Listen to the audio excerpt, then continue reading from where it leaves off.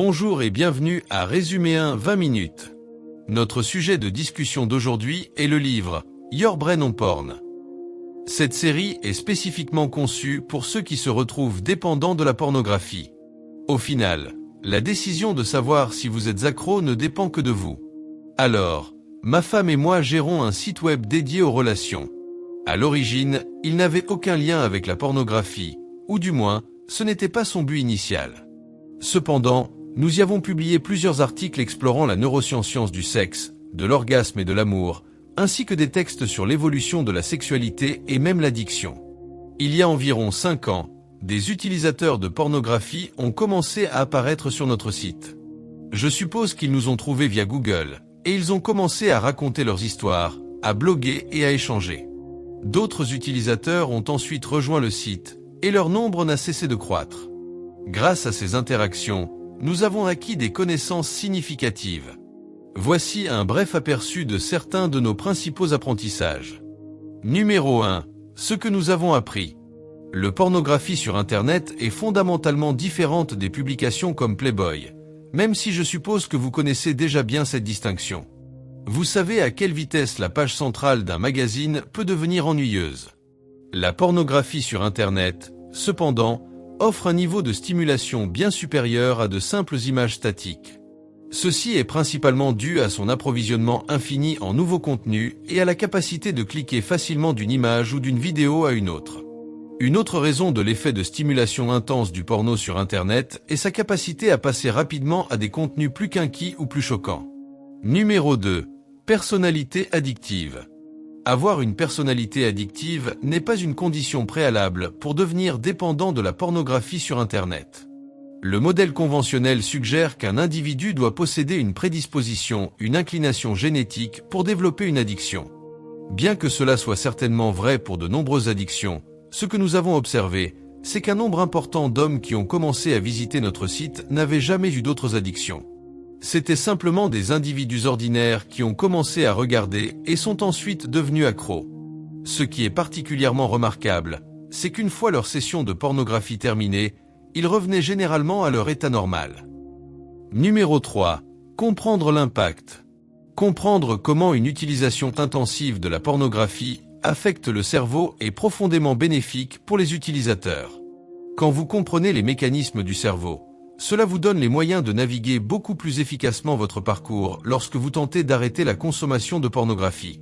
Voici les principes fondamentaux. La pornographie surexcite votre cerveau, et votre cerveau subit des changements en conséquence. Vous voyez, être dépendant de la pornographie est dû aux mêmes altérations cérébrales qui accompagnent toutes les addictions. Ces changements cérébraux sont la force motrice derrière vos envies. Ces mêmes changements cérébraux vous poussent à revenir à la pornographie, même lorsque votre désir conscient est d'arrêter. La pornographie sur Internet est ce que nous appelons un superstimulus. Ce terme signifie qu'elle dépasse de loin tout ce que nous avons jamais rencontré au cours de notre histoire évolutive. Considérez la situation dans son ensemble. Nous possédons un cerveau de chasseur-cueilleur, pourtant nous vivons dans un monde moderne. Notre environnement a subi des transformations drastiques, un fait que je n'ai probablement pas besoin de détailler. Malgré cela, nos cerveaux ont à peine évolué au cours des 100 000 dernières années. Cela implique que nous ne sommes pas bien adaptés à de nombreux aspects de la vie contemporaine, qu'il s'agisse de vivre dans des habitations isolées et de se rendre au travail, de travailler à des postes de bureau ou de faire face aux angoisses du réchauffement climatique ou de l'économie. Nous sommes, par nature, censés être réunis autour d'un feu de camp, et non assis devant un écran d'ordinateur, à consommer de la pornographie sur Internet pendant des heures chaque jour. La règle cérébrale numéro 2, faire des bébés. En fait, c'est peut-être vraiment la règle numéro 1. La priorité absolue de l'évolution est de produire plus de paquets de gènes, plus de copies de vous-même. Voici une question. Au cours de la vie d'un chasseur-cueilleur, combien de partenaires sexuels potentiels aurait-il ou elle probablement rencontré? J'imagine que très peu. Et avec combien aurait-il ou elle réellement eu des relations sexuelles? Sûrement un nombre considérablement plus petit. Un utilisateur assidu de pornographie pourrait visionner plus de belles femmes ou de beaux hommes, ou de quelque chose de sexy en une seule session que nos ancêtres n'en auraient vu en plusieurs vies. Ceci aussi peut être considéré comme un autre super stimulus. Nos cerveaux n'ont tout simplement pas évolué pour gérer une utilisation aussi intensive de la pornographie, et contrairement à la malbouffe, vous ne pouvez jamais vous sentir vraiment rassasié. Le programme subconscient.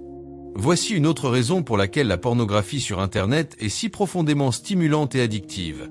Elle exploite un ancien programme situé dans votre cerveau primitif. Ce programme subconscient est précisément ce qui a initié votre parcours vers la dépendance à la pornographie. Considérez cette expérience, qui a été reproduite de nombreuses fois. Il semble que les scientifiques ne manquent pas de telles recherches. Que se passe-t-il lorsqu'un rat mâle est introduit dans une cage contenant une femelle réceptive? Au début, vous observerez une frénésie de copulation. Progressivement, cependant, le mâle se lasse de la première femelle. Elle peut en désirer davantage, mais il a atteint sa limite. Il ne peut tout simplement plus être excité par elle. Alors, quelle est la solution? Remplacer la femelle originale par une nouvelle. Instantanément, le mâle se ravive et s'efforce vaillamment de la fertiliser. Il poursuit ses efforts. Puis, le même schéma se déroule. Le mâle perd tout intérêt pour la deuxième femelle. Commencez-vous à reconnaître un thème récurrent ici? Ce processus peut être répété de nombreuses fois, à condition que chaque partenaire successif soit nouveau. Je ne suis pas certain du nombre maximum précis de répétitions possibles, mais cela peut se poursuivre jusqu'à ce que le mâle soit au bord de l'épuisement. Vous voyez, c'est un programme génétique. Cela n'a absolument aucune incidence sur vos organes génitaux. Cela se passe entièrement dans le cerveau. Son but ultime est de faciliter la création de plus de descendants, mais encore plus crucialement, d'augmenter la diversité génétique de la progéniture du mâle. Dans ce graphique, vous pouvez observer le système limbique représenté dans une teinte plus foncée, avec le cortex cérébral situé à l'extérieur. Le cortex cérébral est remarquablement grand chez les humains, mais considérablement plus petit chez les singes, les rats et d'autres animaux. Vous pouvez conceptualiser le cortex cérébral comme la composante rationnelle et logique du cerveau, semblable à Spock dans Star Trek. Il n'est pas émotionnel, c'est la partie de notre cerveau qui planifie, réfléchit et génère des idées astucieuses. De manière cruciale, le cortex cérébral comprend les conséquences de nos actions, tandis que le système limbique ne les comprend pas. Tout comme les moteurs de voiture, qui partagent tous la même conception de base, il en va de même pour tous les systèmes limbiques, qu'ils appartiennent à un rat, un chat, un chien ou nous-mêmes. Qu'il s'agisse de la faim, de la maternité, de l'accouplement, du désir sexuel ou même de l'addiction, les mêmes substances chimiques et structures cérébrales accomplissent les mêmes fonctions fondamentales chez tous les mammifères. Vous voyez, les scientifiques n'étudient pas les cerveaux de rats uniquement pour savoir comment aider les rats. Non, ils les étudient pour nous aider avec nos addictions et pour diverses autres raisons. L'utilité de ces études pour nous découle de la remarquable similitude des systèmes limbiques chez tous les mammifères. Il est vital de se souvenir que l'équilibre chimique de notre système limbique façonne profondément notre perception du monde et dicte notre humeur. Si notre cerveau limbique est déséquilibré, alors nos processus de prise de décision seront également perturbés.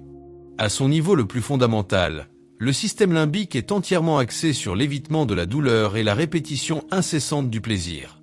Vous voyez, la survie dépend intrinsèquement de l'évitement de la douleur, tant physique qu'émotionnelle, et de la répétition du plaisir. Par exemple, une cuisinière chaude équivaut à mauvais, la crème glacée équivaut à bon, maman équivaut à bon, et un serpent équivaut à mauvais. La pornographie équivaut à bon? Vous saisissez le principe sous-jacent. Dopamine. Voici le schéma typique de libération de la dopamine. Cela ressemble un peu à des montagnes russes parce que, en biologie, ce qui monte doit aussi descendre. Cela pourrait être observé avec la nourriture, le sexe, ou même l'eau lorsque vous avez soif. Alors, imaginons que vous ayez faim. Les niveaux de dopamine commencent à augmenter. Puis vous contemplez un hamburger, et les niveaux augmentent encore. Quand le hamburger grésille, la dopamine monte en flèche. Elle atteint son pic précisément à votre première bouchée, puis, à mesure que vous prenez d'autres bouchées, elle commence à décliner, pour finalement revenir à des niveaux normaux une fois que vous vous sentez rassasié. Ce graphique pourrait également représenter la masturbation ou l'acte sexuel, avec le pic survenant juste au moment de l'orgasme. Cependant, je tiens à souligner que l'expérience de l'orgasme elle-même est probablement pilotée par d'autres neurochimiques, spécifiquement les opioïdes, et non la dopamine. Ainsi, la dopamine vous pousse vers l'orgasme, mais la sensation d'orgasme elle-même provient d'autre chose. L'élévation des niveaux de dopamine peut également correspondre à tout ce qui est nouveau ou original, car la dopamine aime intrinsèquement la nouveauté. Une nouvelle automobile, un film récemment sorti, le dernier gadget technologique, nous sommes tous, en substance, dépendants de la dopamine. Vous pouvez ressentir une poussée de dopamine simplement en commandant un dessert, même si vous n'avez pas terminé le plat principal dans votre assiette. Le dessert représente quelque chose de nouveau. En fait, la dopamine qui inonde votre circuit de la récompense possède le pouvoir de l'emporter sur vos sensations de ce qu'on appelle la satiété ou la plénitude, indépendamment de ce que votre cerveau rationnel pourrait conclure concernant la suralimentation ou même la consommation de pornographie. Comme pour toute nouveauté, le frisson initial diminue et les niveaux de dopamine chutent ensuite. D'accord. Donnons un autre surnom à la dopamine.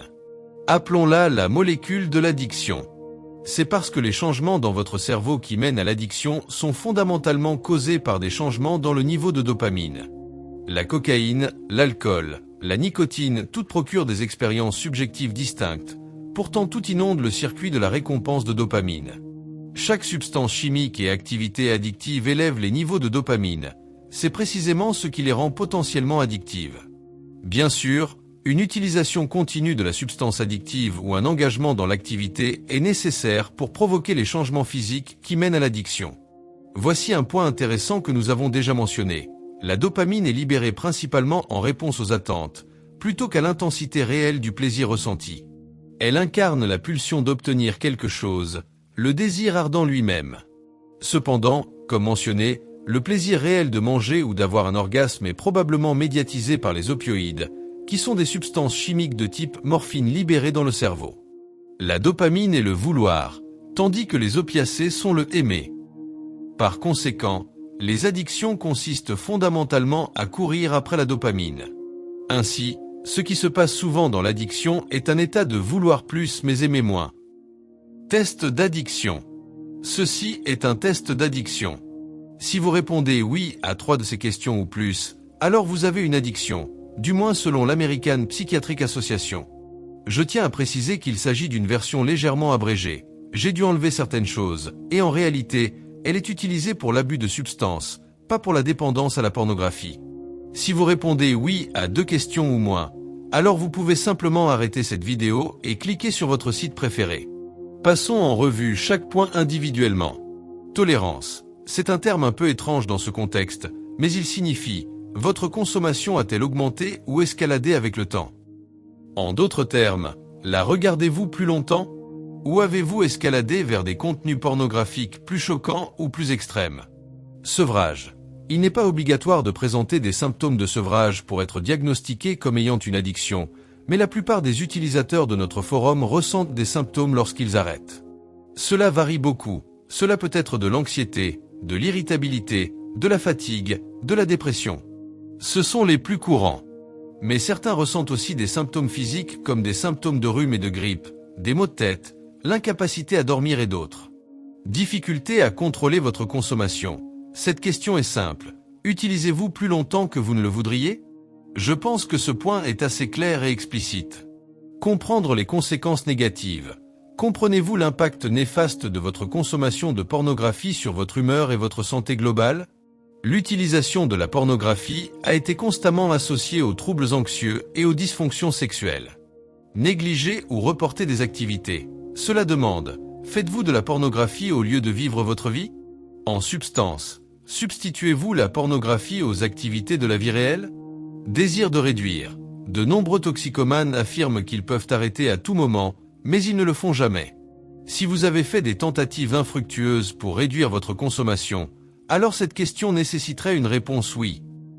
Et enfin, passer un temps ou une énergie émotionnelle significative à obtenir, utiliser, cacher, planifier ou récupérer de l'utilisation.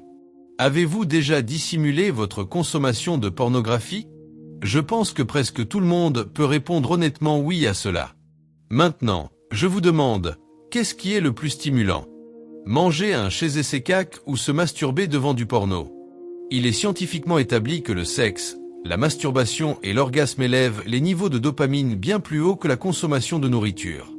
Et à quelle activité pouvez-vous consacrer plus de temps en une seule journée ? Manger ou être jeun devant du porno ? Parlons des renforçateurs naturels. Un renforçateur naturel est un terme sophistiqué pour une activité non médicamenteuse qui provoque la libération de dopamine. Cette catégorie comprend la nourriture, le sexe, le jeu et les jeux vidéo. Maintenant, si vous examinez les données disponibles, seulement environ 15% ou moins des toxicomanes, et cela inclut aussi les animaux, deviennent accros.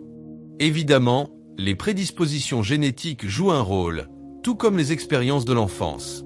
Cependant, lorsque l'on considère les renforçateurs naturels, et bien sûr, la nourriture est un puissant renforçateur, nous observons un pourcentage beaucoup plus élevé de personnes qui peuvent potentiellement devenir accros. Bien qu'il faille généralement beaucoup plus de temps pour développer une dépendance à un renforçateur naturel qu'avec des drogues très addictives. En somme, cette exploration détaillée de votre cerveau face à la pornographie révèle que la compréhension profonde de ces mécanismes est votre plus grand atout. C'est en illuminant ces rouages intimes que vous pouvez véritablement retrouver la maîtrise de votre vie et faire des choix alignés avec votre bien-être. C'est le pouvoir de la connaissance en action.